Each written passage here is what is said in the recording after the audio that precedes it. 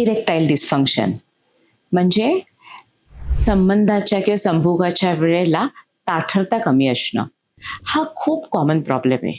जसं आपल्याला डायबिटीस असतो, ब्लड प्रेशर असतो, तसा हा सुद्धा एक फिजिकल प्रॉब्लेम आहे जो आपल्याला डॉक्टरांच्या बरोबर निश्चित डिस्कस केला पाहिजे. आज त्याच्याबद्दल आपल्याशी डिस्कस करणार आहेत डॉक्टर रमीत.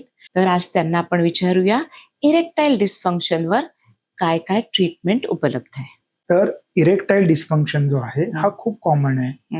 तर त्याच्यामध्ये असं दिसून येतं की एक पुरुष प्रत्येक 3 पुरुषामागं त्याच्या पूर्ण लाईफ टाईम मध्ये इरेक्टाईल डिस्फंक्शनने कधी ना कधी सफर होतो. तर इरेक्टाईल डिस्फंक्शन मध्ये सगळ्यात महत्वाचं इलाजामध्ये येतं पहिली गोष्ट म्हणजे लाईफस्टाईल मध्ये बदल.